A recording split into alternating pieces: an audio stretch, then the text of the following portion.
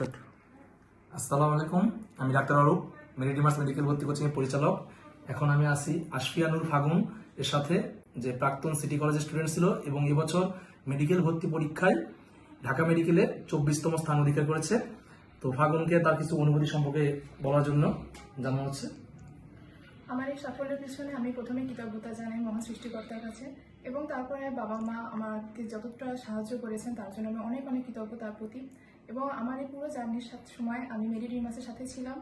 Mary ড্রিমার্সের doctor Arup sir আমাকে প্রতিটা সময় অনেক সুন্দর করে পড়িয়েছেন, বুঝিয়েছেন। আমি সেখানে প্রি মেডিকেল করেছিলাম, অ্যাডমিশনের পুরো টাইমটা আমি তার সাথেই ছিলাম। তার বুঝানো পড়া আমার পড়াকে অনেক সহজতর করেছে। ফাগুন সম্পর্কে কিছু কথা আমি বলি। ফাগুনের সাথে আমার জার্নি শুরু হয় এইচএসসি বায়োলজি পড়ানো শুরু দিয়ে, সেখান থেকে তারপরে প্রি মেডিকেল এবং শেষ পর্যন্ত আজকে জার্নি সমাপ্তি হলো। তার এই রেজাল্টে আমরা অনেক খুশি।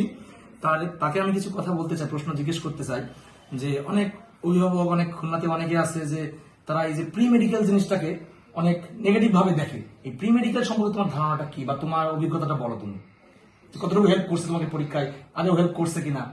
প্রি মেডিকেল একটা স্টুডেন্টের জন্য অনেকটাই হেল্পফুল, আমাকে তো অনেকটাই হেল্প করেছে।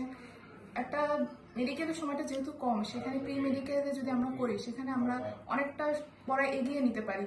সিলেবাস শেষ করার পাশাপাশি যদি অল্প অল্প করে আমরা নিজের পড়াটা গুছিয়ে নিতে পারি, তাহলে আমরা দেশের অন্যান্য শিক্ষার্থী থেকে অনেকটাই এগিয়ে যাব।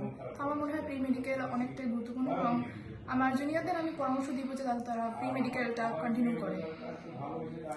আচ্ছা, মেরিডিমাস কোচিং সম্পর্কে তাদের প্রশ্ন প্যাটার্ন বলো, বা তাদের যে ওভারঅল সার্ভিস, বা তাদের টিচার যে প্যানেল আছে তাদের আন্তরিকতা সম্পর্কে একটু তোমার কাছে জানতে চাচ্ছি।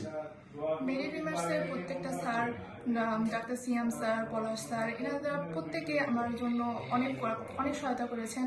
এবং তাদের প্রত্যেকে পড়ানোর কোয়ালিটি, তাদের প্রশ্নের যে স্ট্যান্ডার্ড, সেটা মেডিকেল স্ট্যান্ডার্ডই ছিল, এবং এটা এরকম প্রশ্ন আমি পরীক্ষায় পেয়েছি। তো এটা অনেকটাই আমার জন্য হেল্পফুল ছিল পরীক্ষার জন্য।